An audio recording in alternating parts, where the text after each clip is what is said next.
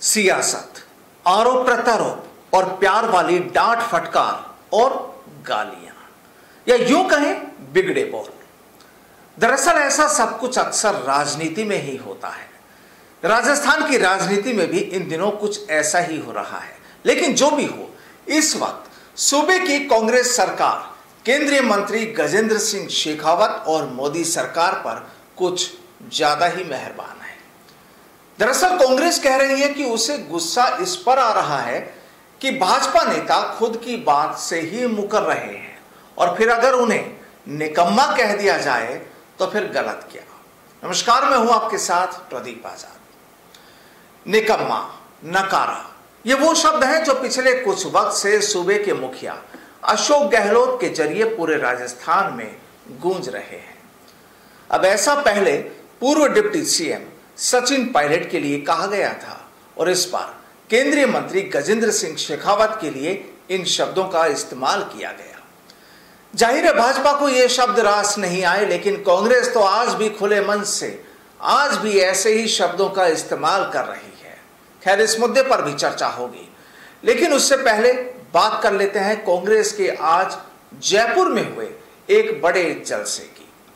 दरअसल मसला eastern Rajasthan canal project यानी पूर्वी राजस्थान नहर परियोजना मतलब ईआरसीपी, और आज इसी मुद्दे को लेकर राजस्थान के 13 जिलों के कांग्रेसी नेता जयपुर के बिरला सभागार में जुटे। मुख्यमंत्री अशोक गहलोत और प्रदेश प्रभारी अजय माकन भी इस कार्यक्रम में शरीक रहे, और बस वहीं पर भाजपा नेता गजेंद्र सिंह शेखावत और मोदी सरकार को कोसा गया। दरअसल सीएम अशोक गहलोत ने शनिवार को केंद्रीय मंत्री गजेंद्र सिंह शेखावत पर निशाना साधते हुए उनके लिए निकम्मा शब्द का इस्तेमाल किया था, और आज एक बार फिर उन्होंने कह डाला कि हम प्रधानमंत्री से कहेंगे कि आप ऐसे निकम्मे मंत्री को रखते ही क्यों हो जो आपकी मीटिंग में एब्सेंट माइंड रहता है। प्रधानमंत्री की बैठक में एब्सेंट माइंड रहना अच्छी बात नहीं है।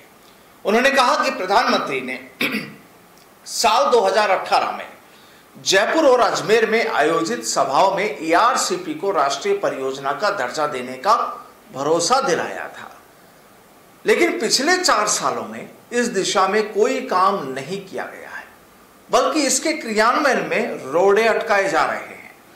आपको बता दें कि राजस्थान के पूर्वी इलाकों के 13 जिलों में अगर ईआरसीपी प्रोजेक्ट पूरा हो जाता है तो यहां के लोगों को पेयजल की परेशानी नहीं झेलनी पड़ेगी।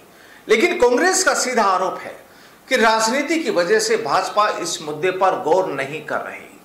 अब आज जहां हजारों कांग्रेसी कार्यकर्ताओं के साथ ही कांग्रेस के तमाम दिग्गज इस कार्यक्रम में शामिल थे, लेकिन वहीं सूबे के पूर्व डिप्टी सीएम सचिन पायलट नदारद रहे।